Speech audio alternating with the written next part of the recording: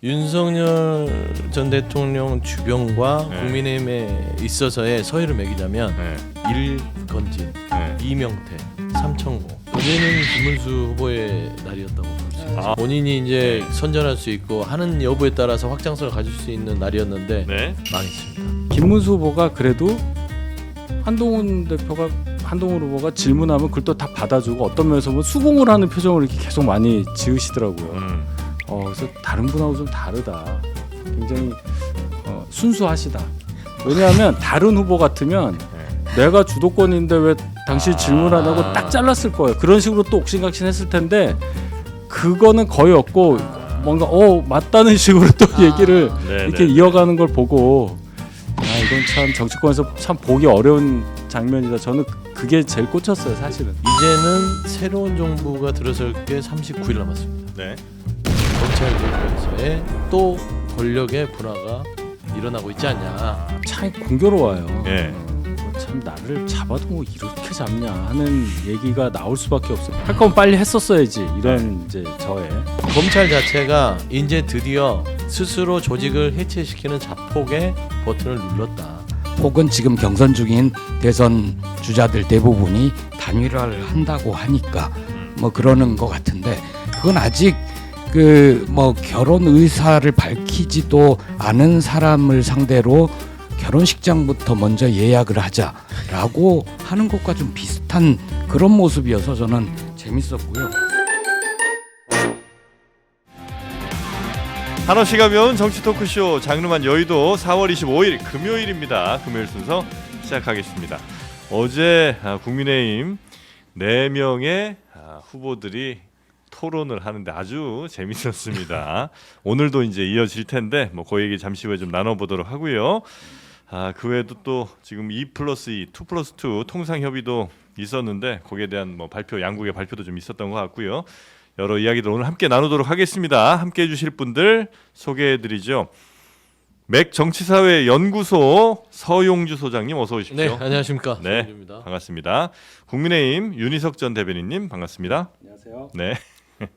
목소리가 굉장히 날이 갈수록 귀여워지시는 것 같습니다. 뭐 날도 풀리고요. 그렇습니까? 네, 기분도 괜찮고요. 요새 수치도 좋아요. 어떤 수치요? 하여튼 그 수치가 있어요. 그렇습니까? 한 수치라고.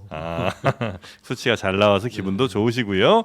조국혁신당 김보협 수석 대변인님 어서 오십시오. 안녕하십니까, 김보협입니다. 반갑습니다. 오늘 뉴스 최윤경 기자가 정리해 드립니다. 네, 안녕하십니까. 네, 반갑습니다. 속보들도 좀 많이 들어오고 했는데 뭐부터 좀 봐야 될까요, 지금?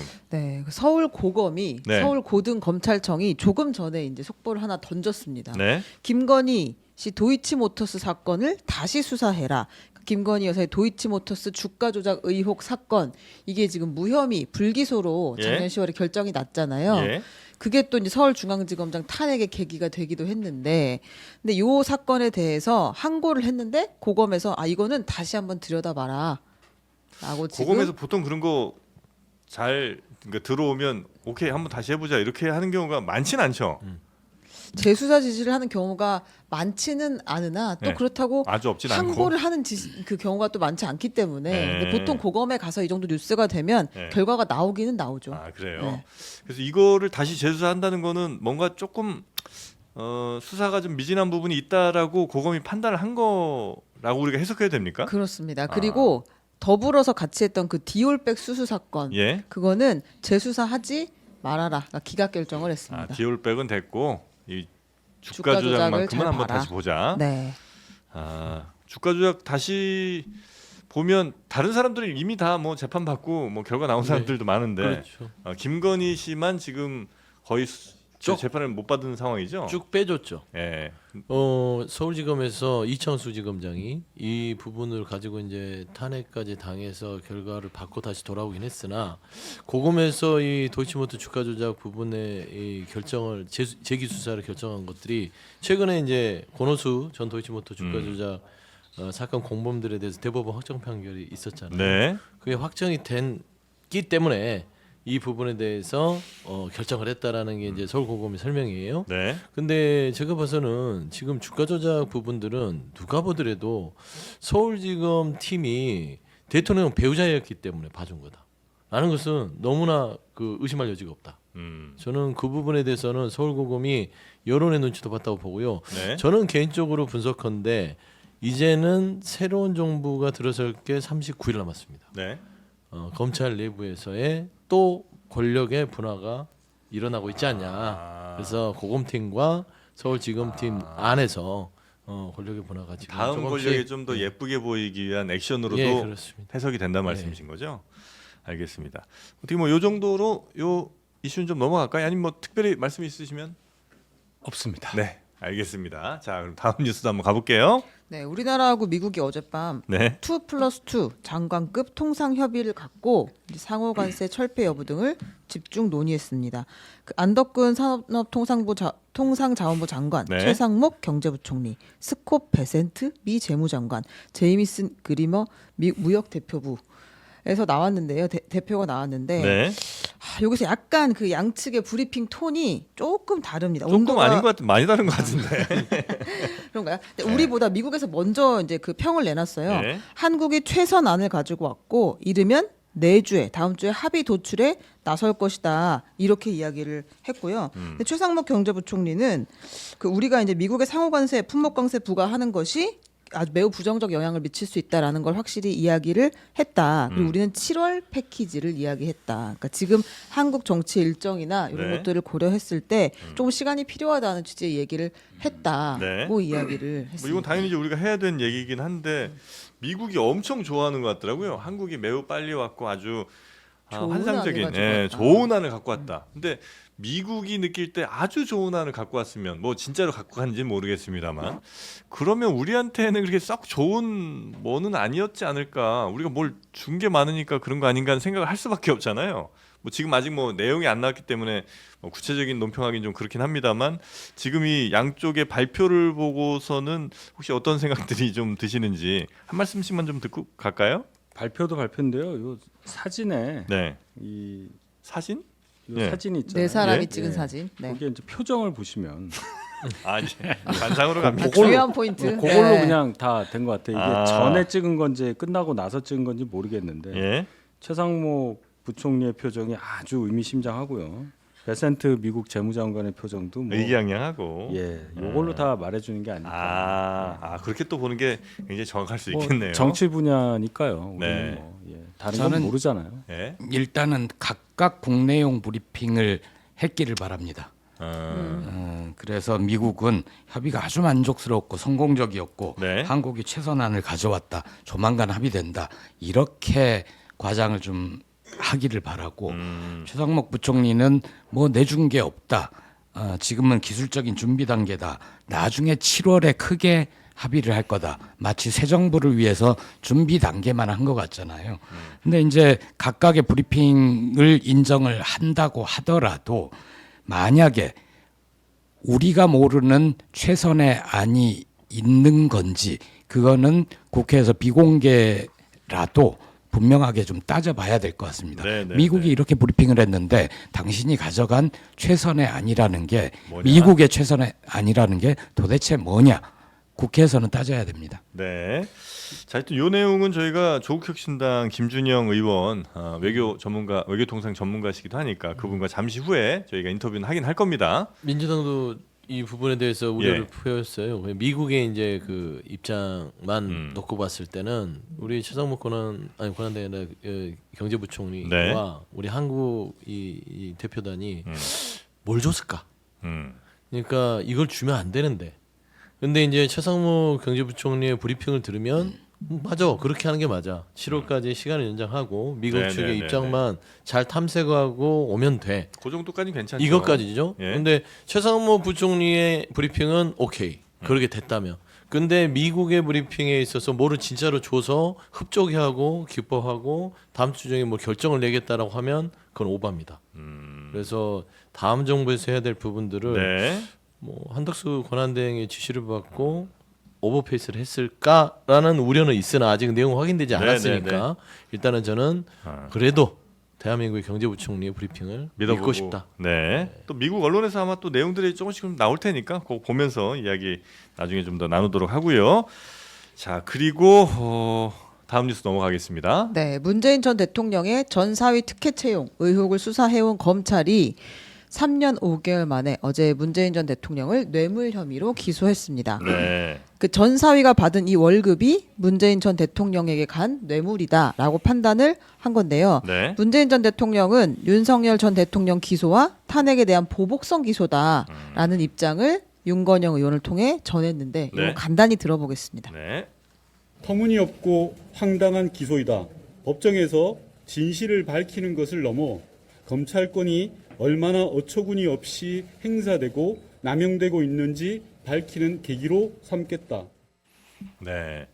그 여러 뭐 질문들이 있을 수는 있겠습니다만 왜 지금 이제 문재인 전 대통령에 대한 기소를 왜 지금이냐, 이 타이밍에 대한 의심들 하시는 분들이 좀 있는 것 같더라고요. 그래서 진짜 뭐 윤석열 전 대통령이 이렇게 파면되고 나니까 자 이제 검찰에서 그냥 바로 이 보복성으로 치고 들어간 거 아니냐 이런 얘기 하시는 분도 있고 또 누구에게인가 뭐 선물을 주기 위한 뭐 하여튼 여러 썰들이 많은데 왜 지금 요 기소를 했다고 보십니까? 그냥 딱 시간 돼서 한 겁니까?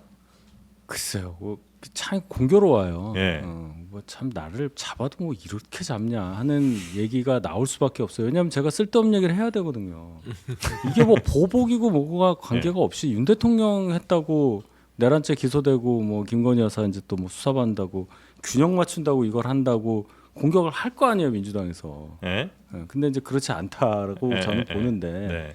이미 이거는 너무 오래된 거고 의혹이 많았고 이제 기소 여부에 대해서 결정이 늦어진 거에 대한 비판은 있었는데 해필이면 지금이니까 그러니까. 이제 비판이 나올 수밖에 없는 상황. 네. 이거는 그냥 할 거면 빨리 했었어야지 이런 네. 이제 저의 그동안 혹시 검찰은 그럼 이거를 계속 미룬 거라고 혹시 보세요? 글쎄요. 해야 될 건데. 제가 검사를 해본 적이 없어서 뭐 알겠습니다. 미룰 수도 있는 건지 잘 모르겠습니다. 예. 미룰 수 있는지 없는지는 모르겠으나 예. 시점은 검찰이 결정할 수 있어요. 언제 기소할지 그렇죠. 당연히 그렇겠죠. 당연히 기소권이 예, 있고요. 예. 그 시점까지 그다음에 할지 말지 이게 유일하게 검찰이 갖고 있는 권력입니다. 근데 이 권력을 사사로이 사용했을 만한 직한 오해를 충분히 받을 수 있죠. 지금 조기 대선이 39일 남았습니다. 네. 피고인 윤석열이 내란 의도몰이 혐의로 지금 재판 중이고요. 그러면 전직 대통령을 기소해서 정말 말 같지도 않은 내용으로 기소를 하긴 했으나 이게 정치적인 어떤 개입이라고 부인할 수 있겠어요? 그리고 내용을 보더라도 이렇게 황당무계한 기소는 없습니다. 제가 봐서는 안 되는데 막 구겨서 기소를 한 느낌이에요. 억지로. 막 구겨 넣는 기소예요. 네. 예를 들어서 문재인 전 대통령이 대면 조사가 안 되니까 서면 조사로 가름하는데 서면 조사 보고 이 답변을 쓰고 있었어요.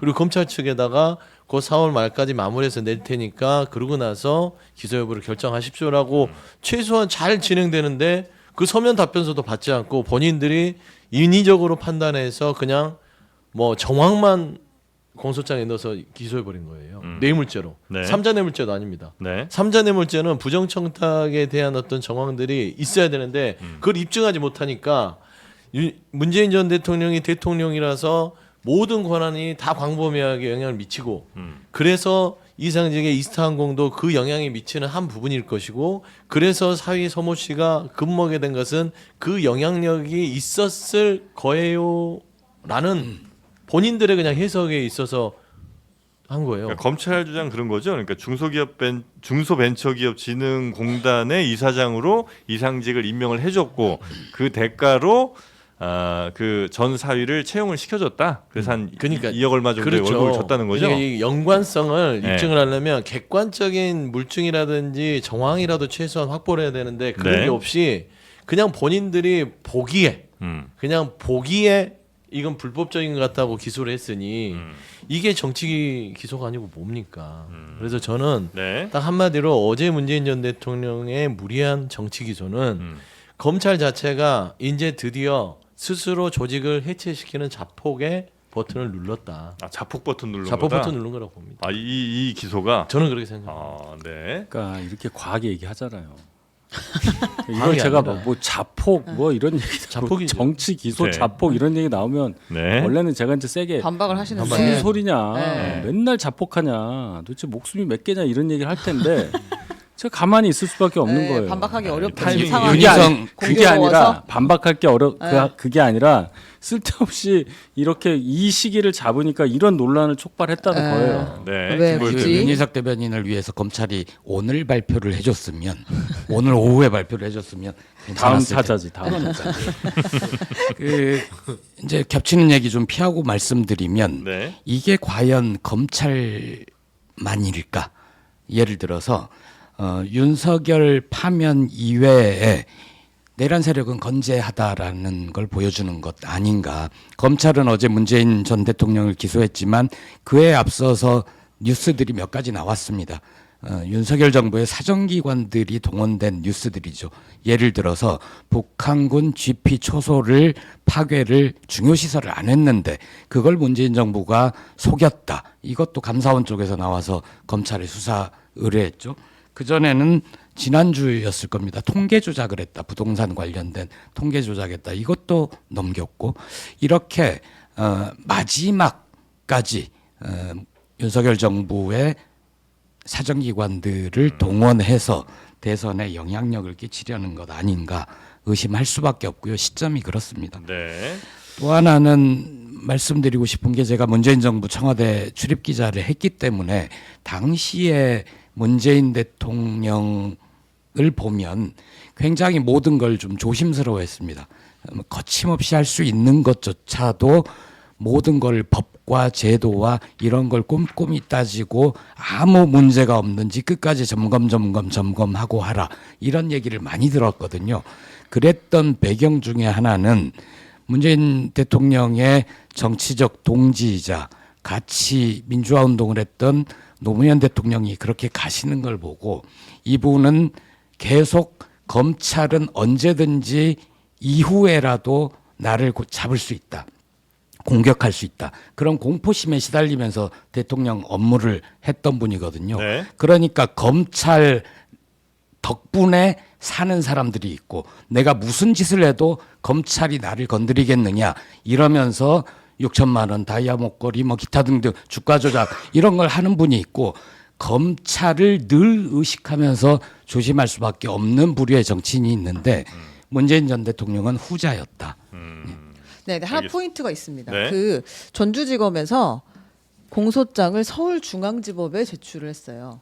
그 사건이 발생된 곳이 청와대다라고 보면서 관할지인 서울중앙지법에 제출한 겁니다. 그럼 이제 문재인 전 대통령은 재판이 있을 때마다 양산에서 이렇게 가야 되는 거예요? 네, 올라오게 될 겁니다. 아. 그것도 말이 안 되는 게 그 창원지검의 명태균 건을 놓으면서 뭐라 그랬습니까? 여기에 관련자들이 살고 많으니까. 있다. 근데 아무튼 올라와서 재판을 받게 될 거다. 네. 다음 질문은 그러면 이제 지하로 가게 할 것이냐 뭐 이런 질문들이 나올 텐데요. 그건 한번 지켜보면 될 것 같고요. 네. 오늘 문재인 전 대통령이 국회 도서관에서 열리는 4.27 남북 판문점 선언 7주년 기념 행사에 참석을 합니다. 기념사를 하기로 했는데 네. 이 기소 관련해서 현안 관련 입장은 내지 않겠다라는 공지가 왔거든요. 네. 별도의 언급은 없을 것으로 것으로. 보입니다. 네. 자, 그리고 어제 국회 그 추경 시정연설이 좀 있었잖아요. 네. 예, 한덕수 권한대행 굉장히 그 아수라장이었다고. 네. 그거 한번 좀 얘기 좀 해주시겠어요? 네, 한덕수 권한대행이 국회에 입장할 때부터 발언을 마칠 때까지 이제 의원들의 항의가 있었는데요. 가장 포인트는 어제 저희가 잠깐 소개를 했는데 우원식 국회의장이 한덕수 대행에게 잠깐 앉아 있어 보라라고 하면서 직접 이야기를 합니다. 예. 이건 한번 보고 오겠습니다. 대통령과 권한대행의 권한이 동일하다는 것은 헌법에 위배되는 발상입니다. 대정부 질문 국회 출석 답변과 상설특검 추천 의뢰 등 해야 할 일과 헌법재판관 지명 등 하지 말아야 할 일을 잘 구별하시기 바랍니다. 와 하지 않을 일. 네, 이렇게 구별을 좀 해서 권한대행 역할 똑바로 해라. 뭐 이런 이제 아마 경고를 좀 준 것 같은데, 그러니까 국회 내에서도 이제 의원들 사이에 굉장한 고성이 좀 많이 오갔던 것 같고요. 특히 이제 민주당 그리고 아마 조국혁신당에서도 아주 그 고성들이 어제 또 신장식 의원도 잠깐 나왔었는데 목이 거의 쉬었더라고요. 예, 그런 일이 좀 있었습니다. 목이 쉬었어요 진짜로. 그래요? 예. 소리라도 질러서요. 근데 한덕수 권한대행은 지금 하고 있는 거의 모든 이 행보들이 다 대선과 연관돼서 해석이 되고 있는 것 같습니다. 근데 그 행보가 예. 지난 뭐 권한대행들의 일정에 비춰봤을 때 그렇게 무리한 행보는 아니에요. 뭐 고건, 뭐 황교안 네. 그 권한대행들도 비슷한 뭐 일정들을 소화했을 겁니다. 다만 차이가 있다면 고건 황교안 권한대행은 당시에도 이제 대권에 대한 이야기들이 나왔을 때 네. 선을 그어줬어요. 아. 나는 불출마한다. 권한대행의 자리에서 역할을 하겠다. 선을 긋고 일정을 하니까 오해 소지가 없죠. 네. 근데 한덕수 권한대행의 이 일정 자체를 보면은 굉장히 대권을 향한 사전선거운동처럼 볼 수밖에 없어요. 본인이 불출마를 하겠다는 얘기를 안 하잖아요. 네. 그리고 마치 할 것처럼 계속해서 흘리고 있고 언론에서도 그렇고 그다음에 여론조사 기관도 대답 그렇고 애매하게 하고. 하는데 애매하게 하면서 즐긴다. 이거는 당연히 이 비판받아 마땅하고 심지어 내란 행위에 대한 파면당한 정부의 총리였습니다. 그러면 거기에 대한 책임이 없을까요? 그러니까 지금 행보 자체는 뭐 크게 문제 삼지 않을 수 있으나 그거는 이제 그 전에 권한대행들은 나는 대선 안 나가겠다고 불출마 하지 선언하고 했기 한 때문에 상황에서 한 행동이니까 그렇죠. 괜찮은데 그렇죠. 지금은 한덕수 권한대행은 너무 애매하거나 아니면 꼭 나갈 것처럼 이렇게 냄새를 자꾸 풍기면서 이런 행동을 저는 하니까 나가는 게 거의 한 99%라고 99%예요? 보는데 네. 그런 상황에서 이런 행보를 하는 것들은 염치도 없고 네. 그리고 권한대행이라는 고위공직을 활용해서 음. 본인의 대선 후보를 향한 사전 선거운동의 마중물로 쓴다는 거는 상당히 부적절하고 매우 부적절하죠. 근데 지금 기자들이 이제 저 권한대행 만날 때마다 계속 물어보거든요. 나오냐 안 나오냐, 뭐 언제 나가시냐, 뭐 이렇게 계속 물어보는데 또 이번에도 뭐 고생 많으십니다, 뭐 이러면서 또 그 대답은 회피했다고. 네, 그냥 자리를 떠났다고 네, 합니다. 하는 저는 어제 그 모습 보면서 참 재밌었습니다. 권성동 국민의힘 원내대표나 네. 국민의힘 의원들이 막 고성을 지르는 걸 보면서 한덕수 총리가 국민의힘 대선 후보라도 되나? 그런 생각이 들었습니다.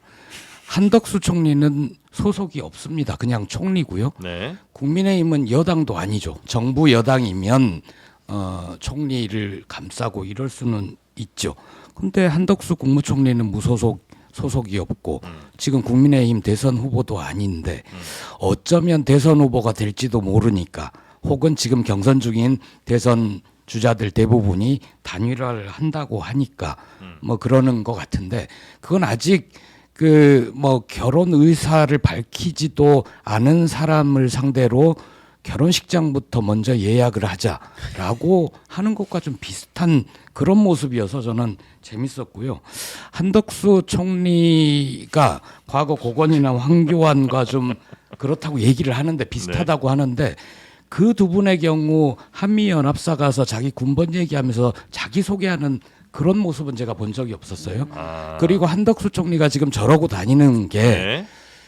최근 인터뷰에서 보면 대통령이나 대통령 권한대행이나 능력상 차이가 없다 이런 얘기를 하지 않았습니까?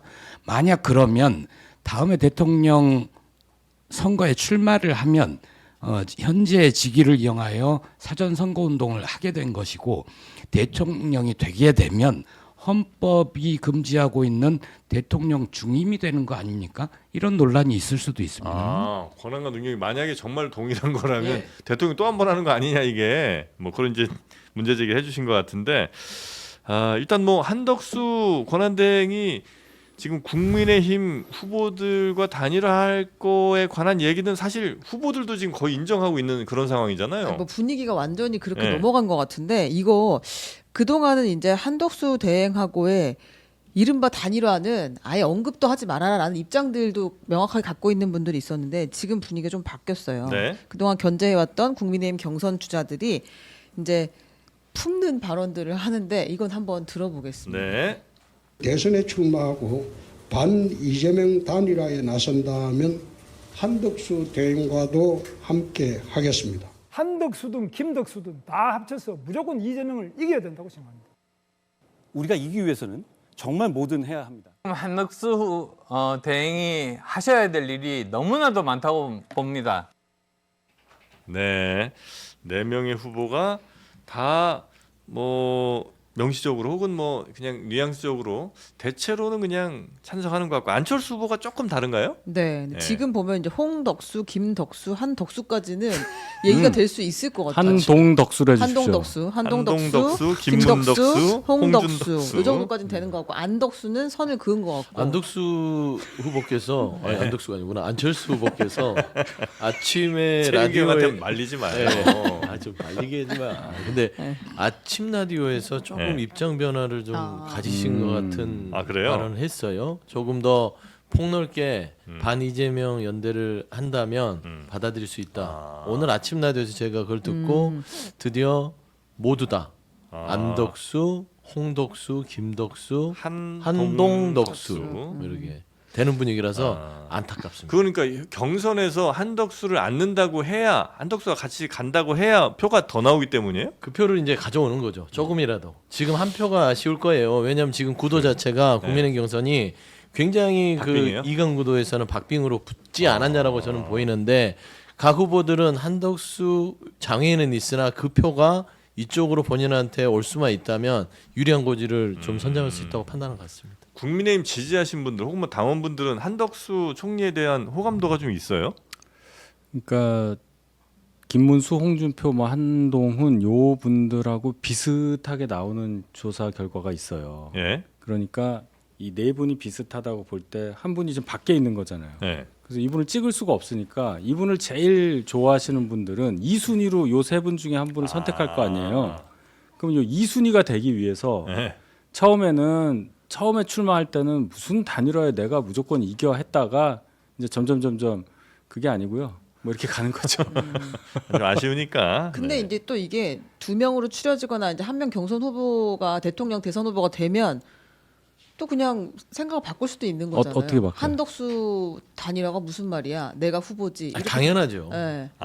그거는 이제 후보가 그때 되면? 가서 그러면 봐야 경선 되는데. 전략으로 이렇게 이야기를 하는 경선 거긴 전략이에요. 하나. 100% 경선 전략. 그렇죠. 한덕수 총리가 아직 출마 선언을 하지 않은 상태여서 조심스럽긴 한데 만약에 출마 선언에서 밖에서 정말 다른 리그에서 뛰고 계신다면 언젠가 월드 시리즈를 해야 될 거 아니에요. 네. 근데 그 전에 이분이 선수 생활을 그만두지 않을까 하는 예상도 많아요. 아니 그러니까 막상 이제 나중에 1대1로 다시 이제 단일화하자 할 때 국민의힘 후보로서는 내가 왜 저 사람이랑 단일화 이렇게 이제 바뀔 수도 있다는 말씀이신 네, 거죠? 당연히 그럴 수 있다. 근데 압력은 좀 있겠죠. 합쳐야 그래도 이재명 후보한테 좀 어떻게 비벼볼 만할 정도가 될 텐데 네. 당신들 뭐 하는 거냐 이럴 수는 있겠죠. 그래서 이제 경선의 진짜 1등은 누구예요? 이 다 자기 캠프가 표를 그러니까 등수를 확인할 수는 있나요? 없어요. 전혀 1차 없어요? 얘기하시는 거죠? 네. 그 제가 들어갔잖아요. 거기에. 네. 아 들어가신 제가 본인이세요? 들어간 사람이에요. 아. 불가능해요. 그게. 아, 제가 다시 한번 드리면 5개의 회사에서 했단 말이에요. 예. 각 회사마다 밀봉된 봉투에 이 USB를 넣어서 왔단 말이에요. 그거를 실무자 1, 2가 저쪽에 서 있어요. 한 사람 앉아서 책상에 노트북 놓고 이렇게 앉아 있단 말이에요. 그래서 한 회사씩 가서 주고 실무자 1에게 그럼 하나씩 받아서 5개를 다 받고 그걸 뜯어서 이 사람한테 줘요. 2가 꽂아. 해갖고 받아쳐요. 그런 거. 그래서 둘이서 막 해가지고 검산하고 합산하고 하고 그 1, 2의 상급자가 가서 이렇게 해서 이렇게 보더라고요. 그 3명만 본 거예요. 그 실무자들은 알겠네. 알겠죠. 누군가는 알아야지. 그래서 실무자들을 예. 그 사람들은 친한이에요? 아니면 친 김문수의 누구예요? 그분들은 사무처 직원이신데. 사무처 직원들이에요? 예, 예. 아 근데 이제 각 캠프가 다 뭐 우리가 제일 잘 나왔다도 하고 뭐 30, 30 뭐 이렇게 숫자도 막 맞아요. 얘기하잖아요. 구체 숫자도 막 나와요. 다 거짓말이에요. 왜냐하면 네. 봉투 열기도 전에 막 찌라시 돌더라고. 뭐 이거 뭐야? 그래서 우리 다 막 웃고 그랬는데. 그러니까 만약에 정말 취재를 했다. 네. 뭐 다 그러잖아 언론사들이. 네, 우리의 취재. 내부 취재에 의하면 뭐 다 붙어 있고 뭐 그런 네. 얘기 하는데 취재를 했다면 이 세 사람이에요. 아, 그 세 사람만 알고 있는 거다. 그런 거 아닙니까? 예. 이번 경선은 부정선거는 아니었죠? 아니, 주장하는 사람들이 있습니다. 나경원 후보 떨어졌다고 부정선거라고 하는 사람들이 있기 때문에 예. 드릴 말씀이 없습니다. 이건 공정하게 치러졌다. 그리고 그거는 수치는 만약에 지금 기사에 됐다면 아마 다 그건 거짓말들일 것이고 예, 다 거짓말이에요. 만약에 누군가 정말 그 실무자 3명을 취재했다면 몰라도 그럴 일은 그럴 가능성은 거의 없다. 전 그분들이 말을 할 이유가 없다고 봐요. 그냥 뭐 수치가 그렇게 궁금한 거는 아닐 거예요 국민들도. 등수 수치 약간 좀 궁금한데. 궁금한데 이제 예. 2강에 올라가는 것만 보면 예, 그 그렇죠, 수치가 그렇죠. 얼추 이제 역산에서 나올 거고 예. 그냥 합리적으로 3강 1약이겠죠. 4강 자체가. 그러면 3강 1약 정도는 우리가 미뤄 짐작할 수 있기 때문에 네. 일단 2강에 누가 안착하느냐 네. 이게 봤을 때 그러면 1, 2, 3, 4가 나오지 않을까 생각합니다. 뭐 여기서 제가 이제 순위를 추측할 수는 있으나 네. 또 아직 경선 중이라서 그렇죠, 그렇죠. 얘기하지 않겠습니다. 네. 또 어제 그 토론은 일단 보셨을 것 같고요. 예. 보셨죠? 저 봤죠. 제일 이건 정말 레전드 장면이다 하는 장면이 아니 어제 있습니다. 토론이라는 네. 게 이제 한동훈 후보와 김문수 후보, 김문수 그렇죠. 후보, 한동훈 후보, 그다음에 이제 안철수 후보하고 김문수 후보하고 그렇게 왔다 갔다 한 두 세트의 토론이 있었던 거잖아요. 그렇죠. 어제. 어제는 김문수 후보의 날이었다고 볼 수 있죠. 어제는 김문수의 날이다. 그렇잖아요.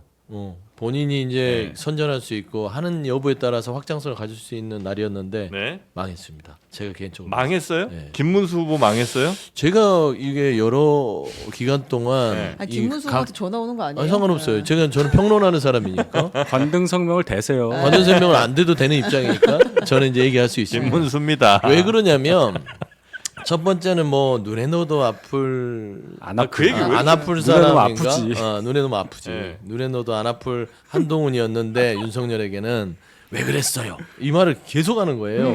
이건 뭐냐면 어떤 정당이든 간에 대선 후보라는 건 큰 공직을 맡는 자리에 나서겠다는 거 아니겠습니까? 네. 그러면 공직 마인드에 대해서 국민들은 평가할 거예요. 네. 그러니까 당내 당원들을 완전 무시하는 네. 발언들을 어제 했습니다. 뭐냐면 아니 한동훈 후보 눈에 넣어도 안 아플 정도로 윤석열 전 대통령이 사랑해주고 총애했던. 애껴주고 자리도 법무부 장관 주고 했는데 네. 당신 어떻게 그럴 수가 있어 네. 인간적으로 그거 사람이 아니야 뭐 이렇게 했단 말이에요. 그러면은 지금 공직이라는 자리가 뭐 동네 반상회나 동창회하는 자리는 아니잖아요. 그러니까 그런 생각을 가지고 공직 후보로 나섰거나 본인이 공직을 했다면 그는 공직에 자격이 없는 사람입니다. 스스로 공직이 나 없어요 자격이 공사 구분이 안 돼요. 근데 그렇게 하는 게 공직입니다라고 저는 계속해서 얘기했기 때문에 첫 번째 하나 아웃. 두 번째는 뭐냐면 준법 정신이 제로였어요. 준법 정신. 그렇습니다. 네. 그러니까 서로 간에 뭐 전과 얘기를 하다가 한동훈 후보가 축 들어갔죠. 아니 이재명 후보보다 더 많은 전과를 가지시는데 그 말을 나중에 그 이재명 후보랑 붙었을 때 할 수 있겠습니까? 네. 들어갔더니 뭐 그 코로나 때 그 뭐 감염병 예방해서 250만 원 가지고 그게 무슨 대수냐고 하는 거예요. 공직이 될 사람이 벌금 250만 원 대법원 확정된 게 대수롭지 않습니까? 아니 근데 그 장면이 네. 저희도 안 그래도 좀 준비를 갖고 와봤는데 했어요. 네. 그거 한번 보고 얘기를 좀 네. 할까요? 그 두 가지로 보겠습니다. 저는 이 공직 후보로서 도전한다는 자체는 네. 망했다. 한번 들어보겠습니다. 네. 그러면 저는 오늘 한 번도 주도권 토론의 주도권을 잡지 못하는 겁니까? 전과의 숫자로 말씀드리면 오히려 지금 이재명 대표의 확정된 전과 숫자보다 오히려 김 후보님의 숫자가 더 많지 않습니까? 벌금 조금 낸 거 이런 걸 가지고 그렇게 말씀하시는 폭행 건 치상 사건도 있지 않았습니까? 그거는 사실을 밝혀주시기 예, 바랍니다. 폭행 전혀 치상은- 사실이 아니냐. 저는 예. 아니 그 정확하게 팩트가 어떻게 되는 거예요? 그러니까 지금 뭐 보도나 뭐 이런 거 보면 전과 6범이다, 7범이다, 뭐 말이 많고 폭행치상도 있다, 뭐 등등. 또 뭐 벌금이 뭐 30만 원짜리라 뭐 이거는 거기에 올리지 않아도 된다. 하여튼 뭐 여러 얘기가 좀 있던데 아마 그래도 가장 정확하게 우리 윤희석 대변인께서 좀 아실 것 같아서 정확한 팩트가 뭡니까? 폭행치상 전과가 있습니다. 아니 전과 몇 범이에요 일단? 저는 6범으로 알고 있는데 오늘 기사들도 다 6범으로 네. 나오긴 하더라고요. 6범. 네. 네. 6범으로 정리하고요. 네. 그다음에 네. 폭행치사, 치상 네. 치사가 아 아니죠. 그렇죠, 치상. 그렇죠. 아유, 큰일 날 폭행치사, 죄송합니다. 뻔했습니다. 네. 폭행치상 네. 사건이 있어요. 30만 원. 이거 벌금 30만 원. 근데 이제 그쪽에서 입장문이 나왔어요. 맞습니다. 너무 오래된 거라 음. 잠깐 기억을 못한 거고 이재명 대표 건과 비교하니까 아예 없다고 하신 거다. 그 무슨 말인지 모르겠습니다. 그 허위 사실인데 그렇게 네. 되면. 네. 그 했던 게 뭐 예전에 감염병 그거 관련해서 있었고 그다음에 그게 250만 원. 집시법 있고 아니 많아요. 왜 이렇게 이거 좀 김문수 정과를 꼭 다 확인을 그거 우리가 해야 돼요?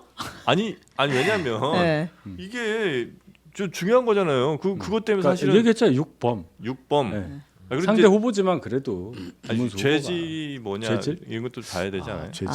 거기까지 하지 마요. 아니야 그 얘기는 아니고요. 네. 소유, 집시법, 그러니까 뭐 국가보안법 위반 이런 게 이제 그렇죠. 그거 이제 87년에 과거에. 과거 얘기인데 있고 제가 얘기했던 대목을 우리가 주목해야 된다니까요. 250만 원 벌금 내는 게 대수롭지 않게 얘기하는 거 서로 다 꽂힌 포인트가 달라요. 아니라니까. 국민들이 봤을 때는 그런 어떤 준법 질서, 작은 저는- 위법이든 큰 위법이든 네. 법을 위반하는 거에 대해서 대수롭지 않게 생각하는 것은요. 대선 경선 후보라 근데 나서면 안 되는 거 아니에요? 제가 물론 상대 후보이기 때문에 김문수 후보에 대해서 이제 반대되는 입장으로 보긴 하지만 네. 뭐 과거에 뭐 저와 인연 이런 거 다 떠나서 네. 원래 주도권 토론 아까 잠깐 나왔잖아요. 네. 제가 질문하면 안 되는 거냐 한동훈 네, 후보가 네, 얘기했죠. 네. 이거 룰 관련해서 조금 문제가 좀 있었어요. 네. 원래 당의 마지막 생각대로라면 어제 80분 내내 대정부질문하는 것처럼 김문수 후보가 한동훈 대표에게 질문만 하게 돼 있고 한동훈 후보는 답변만 하게 그게 말이 안 되잖아요. 말하다 보면 그러다 이제 저렇게 상대만 된 건데. 선택하는 게 아니라 질문권도 그 주도권을 예, 한 주도권 사람한테 토론의 주시는 정의를 거예요. 그렇게 보더라고요. 그래서 그게 너무 이상해서 이제 결국은 뭐 그냥 자유 토론처럼 됐는데 김문수 후보가 그래도 한동훈 후보가 질문하면 그걸 또 다 받아주고 어떤 면에서 보면 수긍을 하는 표정을 이렇게 계속 많이 지으시더라고요. 그래서 다른 분하고 좀 다르다. 굉장히 순수하시다. 왜냐하면 다른 후보 같으면 내가 주도권인데 왜 당신 질문하냐고 딱 잘랐을 거예요. 그런 식으로 또 옥신각신했을 텐데 그거는 거의 없고 뭔가 맞다는 식으로 또 얘기를 이렇게 이어가는 걸 보고 야 이건 참 정치권에서 참 보기 어려운 장면이다. 저는 그게 제일 꽂혔어요, 사실은. 근데 이제 만약에 이거 어제 내용을 갖고 나중에 혹시라도 뭐 대통령이 되거나 아니면 뭐 시간이 좀 지나서 선거법 위반으로 이거 혹시 걸면 이재명 대표도 왜 토론 뭐 이런 거에서 말했던 것들이 사실이 아닌 경우에 문제가 좀 되기도 하잖아요. 무죄 났잖아요. 아, 그래서 이건 이제 무죄예요? 말씀 그 허위 사실 말한 거 방송에서 말한 거 무죄라는 논리를 민주당에서 이만큼 줬잖아요, 저희한테. 그러니까 그거는 큰 문제가 안 될 거라고요. 그 논리대로라면. 모든 말이 다 무죄는 아닐 거 아니에요. 김문수 후보 캠프에서 이심 무죄 났잖아요, 이재명. 정정을 했습니다. 네. 방송 끝나고 나서 사실관계를 바로 잡겠다라고 음. 이제 사실은 그런 전과가 있었다라는 이야기를 하고 빨리 이제 정리를 하려고 했던 것 같습니다. 아, 그래요? 치면 나와요, 그냥. 그래서 저는 보면서 예? 저렇게 열심히 해봤자 예선인데 지금 이제 양자 토론을 하고 2명 고르고 2명이 또 치열하게 토론한 뒤에 1명 골라도 단일화를 한다면 그래봤자 예선인 거잖아요. 국민의힘 대선 후보로 결정이 난다고 한들 예선일 가능성이 있어서 나중에 보면 되겠다 그런 생각을 해서 저는 꼼꼼히 보지 않았는데 일단 김문수 후보를 보면서는 어떤 점을 느꼈냐면요. 이분 스스로 한 번도 내란 사태가 터지기 전까지는 나는 언젠가 대통령이 될 거야 뭐 이렇게 꿈꾸지 않았잖아요. 준비되지 않고 갑자기 급부상했던 사람이 그런 거품은 또 금방 꺼지기 마련이다. 평소에 훈련이 되지 않은 모습들이 날 것 그대로 좀 나오는 것 같다. 그런 생각이 들었습니다. 네. 너무 저희가 이제 주목을 좀 안 해줘서 좀 섭섭하실 수도 있겠는데 그 안철수 후보도 어제 했습니다. 했습니다. 예, 네. 잊진 말아 주십시오. 그럼요. 예. 그 요즘에 기억해 좀 주세요. 옳은 소리 많이 하시고요. 네. 굉장히 메시지가 좋아졌어요. 아, 그렇습니까? 예, 저는 한 10년 전에도 이런 메시지를 냈다면 안철수 의원이 굉장히 큰 정치 지도자로 성장할 수 있었을 것 같은데 좀 아쉬운 부분은 있다. 지금 4명의 후보 중에는 가장 바른 말을 하고 있는데 안철수 후보가 예, 그러니까 그래요? 저는 제가 봐서는 너무 이제 저평가된 것 같아요. 그렇습니까? 네. 아이 나오신 지가 얼마 됐는데 저평가라뇨. 아니 그러니까요. 제가 13년이 지났어요. 이게 탄핵 얘기도 분명하게 하고 있고요. 네. 탄핵 찬성은 뭐 확실했고 국민의힘이 변해야 뭐 국민들한테 선택을 받을 수 있고 정말 바른 얘기들을 하는데 네. 그러다 이제 AI 얘기를 들어가시더라고요. 그래서 이제 그런 것들을 보면 네. 약간은 아쉬움이 있다. 조금 아쉬움이 있으나 하여튼 그래도 후보들 가운데 가장 돋보인다. 돋보인다. 예. 짧게 말씀드리면 메시지는 좋아졌는데 메시지 전달력은 과거보다 떨어진 것 같아요. 이 얘기가 계속 예. 나오네요. 그 얘기가 나오네. 그런 점이 있고 또 하나는 메시지가 좋다고 하더라도 그와 상반된 메시지로 과거에 이 정권은 윤석열 안철수 공동 정권입니다라고 얘기를 했던 분인 만큼 이 정부의 실패에 대해서 철저하게 반성하는 모습을 보여줘야죠. 안철수 후보의 전달력이 조금 아쉬워졌다. 제가 이제 뭐 전달 이런 얘기. 얘기를 안 하는 건 네. 그게 이제 또 그 사람의 어떤 약점 포인트가 될 수 있어서 제가 지적은 하지 않았어요. 약점 포인트만 지금까지 말씀 많이 하셨죠. 아니, 그거는 이제 전달력은 얘기 안 했지. 아, 그래요? 저희가 홍준표 후보가 될 수는 없잖아요. 아 그래요? 홍준표 후보처럼 뭐 키 높이 뭐 예를 들면 그런 뭐 보정속옷 이런 투거든 이 전달력이 거기까지 마세요. 거기까지 그럴까요? 네, 알겠습니다.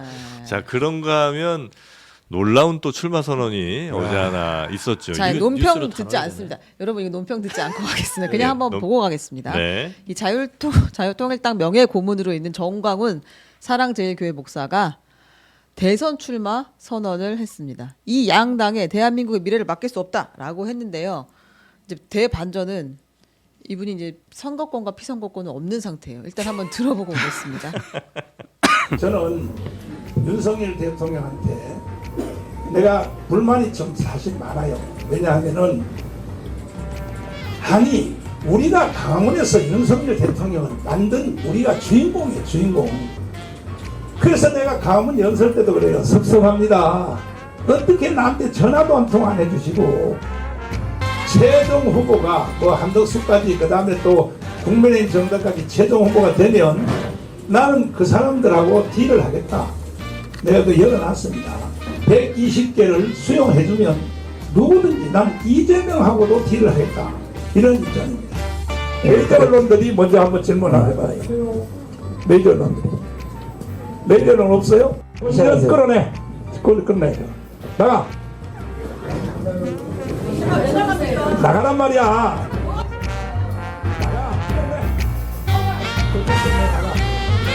아니 나가란 말이야. 내가 나가라면 나가. 내가 나가람 나가. 나는 여기 주인공이야. 아 어제 이 장면 보는데 정말 와 어떻게 야 우리 목사.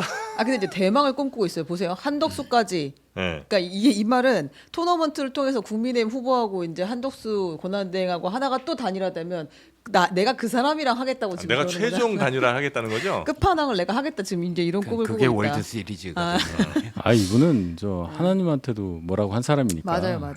정신 세계가 남다르죠. 저는 개인적으로 이 정광훈 씨라든지 전환기 씨라든지 이런 분들의 발언이나 이런 행태들이 다뤄지는 게 조금 죄송합니다. 불쾌하고 예. 대한민국의 국격이 바닥에 바닥을 치고 있다는 그런 느낌이 들어요. 공감합니다. 이거는 좀 해악이다. 예. 그래서 평론할 가치가 없더라고요. 가치는 없죠. 작가님 쉬어가시라고. 잘못하셨네. 다 제 잘못이에요. 아니에요. 근데 평론할 가치가 있는 게 이 사람들의 행태는 평론할 가치가 없지만 광장 한 귀퉁이에서 그냥 쌈마이처럼 떠들어야 되는 사람들한테 마이크를 주고 우대해주고 무대로 끌어준 사람들을 비판은 해야 됩니다. 아 그 사람들을 정강 같은 사람들을 중앙 무대로 올린 사람이 누구냐 여기에 대한 얘기는 좀 해야 된다는 말씀이신 거죠? 저런 분들은 이 정도 얘기하면 네, 다들 네, 저런 분들은 무관심이 가장 큰 형벌이에요. 관심을 안 두면 한켠에서 그냥 떠들게 두면 되고요. 네. 다만 저런 정치적 행위를 통해서 금전적 어떤 이득을 취하려는 게 있다면 그런 부분들은 좀 법적 잣대로서 좀 책임을 물어야 되지 않을까 정도까지만 이야기하겠습니다. 네. 아니 나는 저런 태도를 가지고 아랫사람을 대하면 예를 들어서 자기랑 같이 일하는 사람들은 다 이럴 거 아니에요. 야 나가 이럴 거 아니에요. 같이 일을 할 수 있나 하는 생각이 좀 들긴 저기서 하더라고요. 통역이 붙었어야 되는데. 그 여성분 네, 넘어가겠습니다. 자 그리고 네. 다음 뉴스로 넘어가겠습니다. 예, 그 대법원에서 이재명 대표 사건, 이재명 전 대표 사건, 후보 사건을 벌써 두 번째 전원 합의체 심리를 했다라고 네. 하면서 상당한 속도전을 내고 있다, 네. 하고 있다는 상황입니다. 아 대법원에서 속도를 굉장히 내는 이유가 혹시 있다고 보세요? 아니면 이게 속도 이렇게 내는 거 아니고 그냥 이 정도면 뭐 할만한 그런 상황이다 이렇게 평가를 하십니까? 이유가 있죠. 이유가 있어요? 대법원 입장에선 적어도 대선 전까지는 무조건 결론을 답 내겠다? 내려줘야 네. 그 국민들로부터 그래도 신뢰를 유지할 수 있고. 대법이 그렇죠. 왜냐하면 이걸 그냥 넘어가면요. 대법원 뭐 하는 거냐 분명 그럴 거 아닙니까? 입장이 뭐냐? 재판 계속이냐 마냐 이렇게 계속 할 거고. 근데 선거 전에 결과 나오면 그래서 뭐 예를 들어서 무죄가 그대로 확정되면 너 뭐 지금 선거 운동하는 거냐 이런 얘기 할 수도 있는 거 아니에요? 무죄가 되면 혹은 유죄가 돼도 대법원이 예, 그러니까 대법원이 그거는 대법원 잘못이 아니죠. 재판이 그때 제기가 된 거고 예? 공교롭게도 그때 대선이 있어 버렸고 재판의 당사자가 출마를 해서 유력해 보이는 것 때문에 우리가 해석을 그렇게 하는 거지. 네. 대법원은 수동적이잖아요. 재판 올라오면 해야지. 그 얘기입니다. 근데 굳이 이례적으로 왜 이렇게 빨리 결론 내려고 그래서 이렇게 속도를 내? 말씀드렸잖아요. 예. 예, 초점을 지금 바꾸시는 거예요. 그 전에 해줘야 네. 대법원 입장이 쓴다는 얘기예요.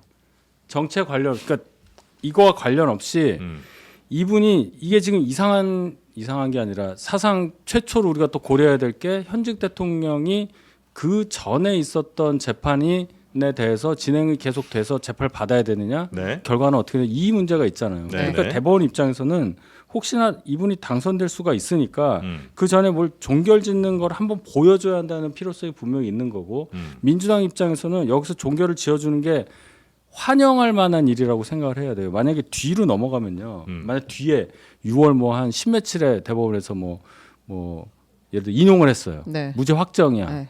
그럼 이게 상고기가 뭐가 되냐면 가면, 현직 대통령에 대해서도 재판이 진행되는 거네. 이게 돼요. 그렇잖아요. 네. 그러니까 미리 끊어주는 게 낫단 말이에요. 그 민주당 대법원이 입장에서는. 6월 3일 전에 결론을 내릴 거다 이렇게 저는 보시는 그렇게 거죠? 봅니다. 6월 3일 전에 내릴 것이고 빠르면 5월 11일 전에 내릴 가능성도 있어요. 5월 11일 이요? 후보자 네, 확정을 본선이 위해서. 그렇죠. 후보자 확정 전에 내릴 가능성이 일정 가능해요? 가능하다고 봅니다. 왜냐하면 전원합의체로 대법원장이 직접 지휘를 해서 계속해서 한 달에 한 번씩 열릴 회의를 이틀에 한 번씩 하면서 속도를 내는 건 이거를 대법원이 정치적인 어떤 이슈 안에 괜히 끼어들지 말자라는 결단도 있는 것 같아요. 네. 그러니까 정치적 판단을 했다고 제가 주장하는 바는 이재명 후보라는 특정 정치인에 대한 정치적 판단이 아니라 대법원 자체가 이번에 어떤 조기 대선을 치러지는 데 있어서의 어떤 이 선고 이런 일정 문제에 휘말리는 것들이 적절치 않다고 판단을 했을 수도 있다. 네. 그런 정책 판단 하에 이런 이례적인 속도를 내는 거예요. 전원합의체 원래 한 달에 한 번 열리거든요. 네. 근데 이틀에 한 번이면 이게 한 서너 차례 하고 나면 선고기를 지정해서 할 수 있어요. 민주당도 이거 반깁니까? 반기는 부분들이 뭐 굳이 반긴다 안 반긴다는 없죠. 다만 이례적이니까 뭐지? 혹시나 이게 대법원이 네. 안 좋은 정치적 판단으로 이재명 후보에게 뭔가 영향을 끼치려고 하는 거 아니야라는 우려는 있을 수 있어요. 예. 다만 그렇게까지 대한민국의 이 사법 시스템이 망가지지 않았겠죠. 그래서 다만 제가 좀 예상하는 바는 올 11일 전에 대법원이 털고 633에 대해서 공직선거 부분 털고 그다음에 본선에서는 조금 더 자유롭게 본인들이 정치 쟁점에 끼어들지 않겠다라는 의지다. 네. 저는 그렇게 판단합니다. 정작 속도를 내야 될 재판은 윤석열 내란죄 재판이죠. 그거는 일주일에 한 번씩 느긋하게 하면서 이재명 후보 재판은 막 몇 차례씩 한꺼번에 속도를 낸다. 좀 이상한데 이게 어떤 효과를 지니게 될까? 결과야 우리가 상상할 수 없잖아요. 파기 자판 대법관들이 스스로 판단을 해서 2심 원심 무죄 판결을 유죄로 돌려서 대선 후보 자격을 박탈하는 결과를 낼 수 있을까? 그거는 만약 그렇게 한다면 윤석열은 군과 경찰을 동원한 쿠데타였고 그렇게 되면 사법 쿠데타라고 이름 붙일 만하죠. 효과는 그거는 가능성이 없고 이재명은 뭔가 불완전한 사람, 사법 리스크가 있는 사람, 저 사람은 대통령이 돼도 어쩌면 재판에 계속 불려야 될 사람 이런 불안감을 심어주는 게 있고요. 또 하나로는 헌법재판소에 너무나 많은 주목과 국민의 신뢰가 갔던 데 대한 질시 그 관심을 대법원 쪽으로 좀 끌어보겠다. 네. 뭐 이런 생각도 좀 있어 보입니다. 알겠습니다. 그 조금 더 다른 뉴스 넘어가기 전에 그 후보들 관련된 뉴스 한두 개만 좀 전해드리면 일단 홍준표 후보가 그 한동훈 후보에 대해서 아주 또 비판을 그동안 또 사이가 또 잠깐 좋아 보이긴 했었는데 비판하는 SNS를 하나 올렸습니다. 아 이제 어떻게 김문수한테 이렇게 모질게 할 수 있어라는 취지였던 것 같아요. 네. 그래서 못된 사람이라고 이렇게 금도를 넘었다. 네, 참 못된 사람이라는 사람이다. 생각을 지울 수가 없다 이렇게 네. 올렸습니다. 그리고 요거는 이제 한동훈 후보 관련해서 윤희석 저 대변인께 좀 궁금한 건데 한동훈 후보가 SNS를 참 활용 많이 하시잖아요. 네? 네, 페이스북에 많이 올리죠. 페이스북 인스타 라이브. 인스타 라이브 뭐 라방. 네. 그 일단 첫 번째 왜 하는 거예요? 아 자꾸 떠서 죽겠네요. 정말. 아니 이거 보다 가끔 뜬단 말이에요. 나 이게 손발이 고맙다. 오그라들어 살 수가 없어요. 오그라드는 대로 사시면 돼요. 아 그걸 이렇게 좋아하시는 분이 많아요. 진짜로? 그렇구나. 네, 많아서 그래요. 아, 누가 좋아하는 거예요, 그거? 그러니까 이게 선거라는 게 네. 하게 되면 잘해야 50% 조금 넘는 건데. 예, 예. 그래도 뭐 한 번 띄우면 막 30~40만씩 보시니까 그렇게 가는 거죠. 아, 그 새우깡 드시는 거 그렇게 좋아한다. 개인 취향을 그렇게 내실 필요는 없어요. 아니 취향. 아니 좋아하시는 분이 많이 있다고. 아, 진짜로요? 네. 우리 집 경선하잖아요, 경선. 예. 예. 경선을 하려면 저희 쪽 사이드에서 보시는 분들이 유권자잖아요. 아 지지하시는 분들이 볼 때 예, 너무 좋아요 이게. 우리 정프로는 유권자가 아니에요. 그렇죠. 유권자가 아닙니다. 딴 나라 분이라고 미국 사람이 한국 선거에서 얘기를 하는 거예요, 미스터 정. 아 그래요. 아 이제 또 저 좋아하시는 분들은 또 굉장히 그런 열광을 해요. 그래요. 열광을 해요. 여론조사 전화는 받을 수 있지 않나요? 아 그렇죠. 50-50이면. 아니 거기에 이제 넣잖아요. 네. 당신이 지지하는 정당이 국힘 아니면 무당차. 그걸 속이면 할 수 있어요. 그러시진 아니라 봅니다. 전화가 안 가 일단. 맞아요. 라방이나 보세요. 라방이나 보세요. 많어 라방이. 근데 턱걸이 30개요. 깜짝 놀래버렸네. 턱걸이 이게 30개? 나방 네. 나름대로 그 젊은층에서는 네. 그 인기를 좀 끌고 있다고는 제가 파악을 했어요. 아, 그래요? 옳은 말씀 조회수도 너무 많이 있고. 하시네 오늘. 그런데 훌륭하신 분이야. 그런데 네. 젊은층은 이 말하자면 인기를 끄는데 나머지 세대에 있어서는 조금 또 부정적인 이미지를 줄 수 있다. 그러니까 젊은층은 아니잖아요, 우리 쪽. 제가요? 확실히. 그러니까 저는 그거예요. 뭐 어떤 성향을 떠나서 한 10대, 20대, 30대까지는 뭐 재밌게 볼 수 있는데 그거를? 그 이후에는 아니 그러니까 예를 들어서 예. 뭐 30대 이상에서는 뭐야? 너무 좀 이거 철삭되는 거 아니야? 가벼운데 이거는 좀 아닌 것 같다. 불편해 하는 사람도 있을 수 있다. 아, 젊은 세대들에겐. 근데 젊은 세대들에게는 이건 바로 이게 내 스타일이야. 아, 제가 감이 너무 이제 늙었군요. 이제 그럼요. 우리는 우리 뭐 그 비슷하잖아요. 세대가 우리 아니기 나이 알아, 때문에 우리가 그렇게 서로. 판단할 수는 있으나 아, 네네. 뭐 이면이 있을 것 같아요. 장단이 장점을 좀 단점을 그러니까 그 손실을 포기하고 네, 그냥 네, 그걸 네. 얻겠다 하고 덤벼든 것 같습니다. 알겠습니다. 제가 반성을 좀 하도록 네, 하겠습니다. 네. 최근에 그 트렌드나 이 분위기 네. 같은 걸 제가 그럼. 파악을 못했나 봐요. 아니, 저도 보면은 네. 좀 불편한 부분도 있어요. 좀 이렇게 좀 사람이 좀 겸손해 보이지는 않아요. 한동훈 후보는 되게 감각이 젊은 모양이네요. 아이 그만하고 넘어가겠습니다. 알겠습니다. 제가 뭐라 그러겠어요. 네. 자 다음 뉴스 뭡니까? 네. 민주당 경선이 예. 이제 호남 경선이 있습니다. 예. 이때 이제 지금도 벌써 다 호남으로 내려가서 이제 표심 호소에 나섰는데 어떻게 결과가 나올 것으로 보냐고 호남. 물어보면 너무 방방한 질문이 될 것이고 벙벙. 한 질문이 될 것이고 그 앞에 두 번의 경선보다 음. 이재명 후보의 득표가 더 높을 것이냐 아니면 그보다 못할 것이냐 호남의 민심이 어떨 것이냐 사실 민주당에서는 이게 굉장히 중요한 이슈잖아요. 네. 왜 중요해요? 민주당에서 호남 민심을 사실 다른 그 데보다 차원에서 못 얻으면 그러네. 예. 제가 잠시 아, 왜 괜히 재영 기자한테 왜 그래요? 새우깡 섞는 생각해요. 집 까먹었어. 지금 뻥이요. 이거 때문에 지금 못 벗어났습니다. 아, 그래서 호남에서의 조립봉. 네. 이재명 대표에 대한 지지 이거는 혹시 어떻게 예상을 좀 하고 계세요? 아니 호남의 권리당원이 가장 많습니다. 네. 30만 이상 되는 것이고 또 호남 민주당의 근간이라는 것들은 뭐 부인할 수 없는 사실이에요. 네. 근데 이제 최근에 그 재보궐선거에서 담양군수를 조국혁신당에 내주는 그런 호남의 분위기도 있고 늘 이 어떤 선거 때마다 투표율이 저조하게 나타나요. 그런 부분에 있어서도 민주당이 우려가 있습니다. 걱정을 하는군요. 그럼요. 네. 근데 이제 영남에서 90%대라는 경이로운 어떤 뭐 득표율을 기록했는데 저는 호남이 이와 비슷한 성향을 보일 것이냐 저는 그렇지 않다고 봅니다. 호남 민심 자체는 굉장히 지난 재보궐선거 이후에 미워서 비판하는 게 아니라 아끼기 때문에 비판하는 그런 정서가 호남에 있어요. 네. 그래서 이재명 후보의 독주에 있어서는 그렇게만 가는 것이 이재명 후보에게는 도움이 되지 않는다라는 의사 표현이 상당수 있을 가능성이 높다. 그게 민심에 녹아들 것이다. 그럼 네, 득표율은 이전보단 좀 떨어질 가능성이 높다. 상당히 떨어질 거라고 봐요. 상당히? 그러나 예. 현재 내란 정식에 대한 적임자로서 이재명 후보를 부인하거나 아예 그 이재명 후보에 대한 비토 세력이 똘똘 뭉쳐서 아예 뭐 말도 안 되는 수치가 나오지는 않을 것 같고요.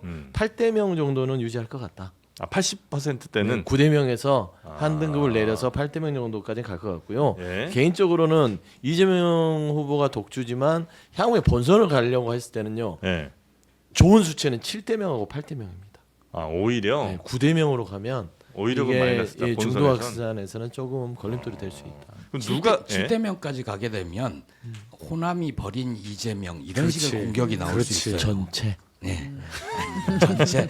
그리고 아까 네. 투표율이 호남이 저조하다. 그거는 그런 때도 있습니다. 그런데 호남 쪽이 보면 정치 의식이 굉장히 높은 분들이 많아서 네. 투표율이 저조한 때는 결과가 빤한 선거. 내가 투표를 하나 마나 별로 효능감이 느껴지지 않을 때 낫지 대체로는 높아요. 다른 지역보다. 네. 그리고 호남에서는 아마 다른 지역과는 조금 다른 결과 이렇게 너무 압도적으로 가게 되면 경선이 재미도 없고 또 빤한 공격을 당할 것 같으니 표를 좀 나눠줘야 하는 것 아닌가 이런 생각을 하시는 분들이 있어서 다른 이전의 경선보다는 이재명 후보의 득표율이 조금 낮아질 수 있다. 저도 그럼 낮아지는 네. 그 득표율은 누구에게 갑니까? 그러니까 호남이 조금 그래도 비교적 이뻐할 사람이 김경수예요, 아니면 김동연이에요? 저는 김경수 후보가 2등을 할 것 같습니다. 왜냐하면 호남의 사위이기도 하고 그리고 오랜만에 듣는 단어예요. 예, 네. 제가 볼 때는 좀 개인적인 아니요 그런 거 아니요 작용하는 실제로 거 아니에요? 호남의 사위이기도 하고 네. 김동연 후보보다는 네. 민주당에 오래 계셨던 분이잖아요. 뭐 그런 예, 있겠네. 그런 점 때문에 정통성이 좀 있죠. 네. 따지고 보면 이재명 후보를 넘어설 수는 없는 두 후보인 게 현실이나 예. 김경수 후보 같은 경우는 민주당의 전통적인 자산을 가지고 있죠. 노무현, 문재인 이 부분에 있어서의 어떤 자산이 있고 네. 그다음에 최근에 보면 김경수 후보에 대해서 좀 재평가되는 부분들은 세종시 행정수도 이 부분을 본인이 던졌는데 다른 후보들도 같이 따라가는 부분, 그다음에 5대 메가시티 이 부분도 이재명 후보뿐만 아니라 김동연 지사도 같이 받아서 이걸 추진하겠다고 하는 것들을 보면 정책 견인력은 굉장히 뛰어나다. 다만 구도 자체에서는 어떻게 크게 네. 이재명 후보를 넘을 만한 포인트는 잡을 수 없기 때문에 저는 건강한 2등 정도는 뭐 김경수 후보에게 알겠습니다. 좀 자, 의견을 그러면 이제 빨리죠. 무속 그 유니버스에서 실속은 다 챙긴 건진 이야기 좀 가보겠습니다. 아니 건진법사의 활동 시기와 범위가 네. 우리가 생각했던 것보다는 더 오래되고 넓었던 것 같다는 그러니까요. 뉴스들이 지금 계속 나오고 있습니다. 네. 2017년 7월부터 2018년까지 이 지방선거가 있었던 시기에 건진법사의 부인 계좌로 수표와 현금이 6억 4천만 원 입금됐다라는 것이 이제 조사 결과 나왔거든요. 일단 둘 사이는 굉장히 사이가 좋은 거고 신뢰가 있다고 봐야죠. 건진 법사와 부부. 예. 그건 이제 중요한 문제는 아닌데 그러니까 아내 계좌로 부인 이렇게 계좌로 받는 거 이렇게 보면. 돈을 많이 받았다라는 네. 정황이 나왔다는 것과 네. 그다음에 이제 2018년 지방선거를 앞두고 명태균 씨도 건진법사에게 도와달라고 부탁하러 왔다라는 기사도 지금 나왔어요. 사실은 명태균보다 건진이 위다. 근데 이게 이제 2022년 대선 캠프 때 네? 어땠었던 건가를 이제 윤희석 대변인이 그러니까 제가 그 보면 이 차이를 좀 봐야 될 것 같아요. 건진 법사는 알아서 돈을 갖다 주잖아요. 사람들이 명태균 씨는 수금하다가 막 지금 문제가 되고 있는 상태잖아요. 네. 네. 그 정도로 레벨 차이가 있다. 이게 1번.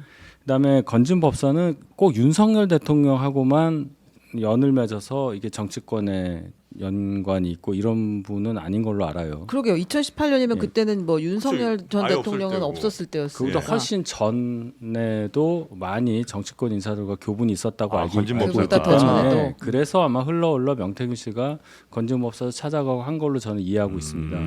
그러니까 이게 뭐 나쁜 일이죠. 절대로 권장할 일은 아니고 누가 그렇게 하겠다면 말려야 되는 일인데 네. 지금 나오는 것이 뭐 관봉권 뭐 이런 거 예. 한국은행에서 그대로 뭐 은행에다 주는 그런 돈까지 예, 나왔다고 예. 하니까 이분 수사는 굉장히 세게 진행돼야 할 걸로 보고 아마 결과 나오면 굉장히 놀랄 일들 많을 것 같아요. 아, 그래요? 그래요? 그럼 이거는 윤석열, 김건희 부부 말고도 국민의힘 내부에 상당히 많은 사람들이 연관이 돼 있다고 저희 봐야 내부라고 돼요? 꼭 보기보다는 네. 그 왜 돈을 갖다 줬을까 생각하면 거의 부탁할 일이 있어서 했을 거 아니에요. 정당에서 부탁할 일이라는 거는 그다지 뭐 공천 이런 건데 이분이 공천하고 관계 없으니까 다른 차원을 생각해봐요. 아마 인사 이제 이 부탁을 나쁜 말로 청탁이라고 하잖아요. 네. 그러니까 청탁을 했을 가능성이 매우 인사 높고. 청탁을 이 사람한테 했다. 그렇죠. 저는 이제 전공이 이 명태균하고 좀 다른 게 명태균 씨가 나왔을 때는 건진이 되고 싶어 했을 것이다. 아. 본인은 봐보세요. 정말 따지고 보면 사건을 보면 여론조사에서 그 돈 받으러 다니고 상담해주고 따지고 보면 명태균이 엄청난 영향력이 있었다고 했으나 건진 보세요. 몇 억씩 툭툭 6천만 원의 목걸이 잊어버려도 신경도 안 쓰고 사이즈가 다르잖아요. 네, 그래서 맞아. 저는 윤석열 전 대통령 주변과 네. 국민의힘에 있어서의 서열을 매기자면 네. 1건진, 네. 이명태, 삼천공. 아, 삼천공이에요? 네. 아. 근데 천공은 지금 뭐 돈이나 금전 같은 거는 득을 못 보고 그냥 거의 유튜브 그냥 뒷배로 보고 유튜브 수익을 조회수 얻고 달고 그다음 있는 선생님 것 같고. 칭호받고 이 정도 수준이고 네. 명태균 씨는 건진에 비하면은 수금하러 다녔잖아요. 그러니까 예, 그렇게 따지고 보면 네. 건진은 금액도 좀 다르고 그렇죠. 그 네. 안에 이 속살을 파면 어마어마한 좀 우리가 이제 상상도 못할 일들이 네.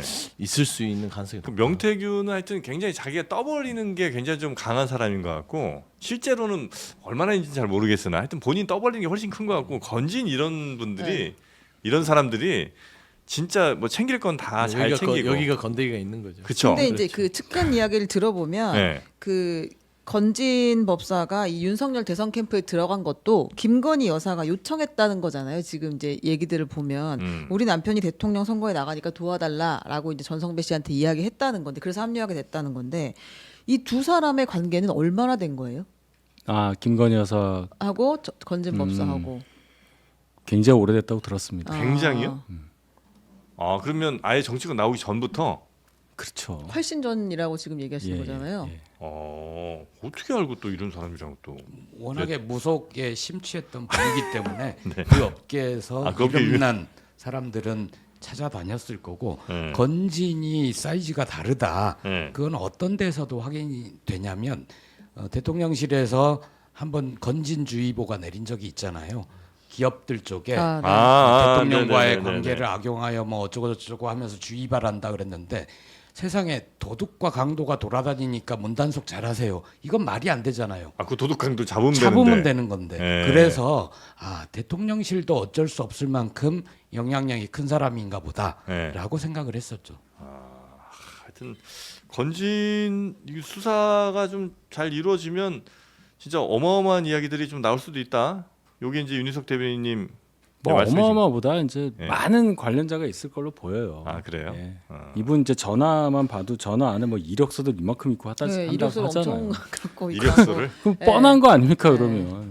이력서 명함 막 저 좀 제가 예를 들어 좋은 데다 정프한테 꽂아주세요. 이력서를 만약에 보냈다면 왜 보냈겠어요? 어. 뭐 해줘야죠. 자랑하려고 보내는 거 아닐 거 아니에요. 보내보세요. 혹시 뭐 네. 그 연락처나 명함 드린 적 있나요?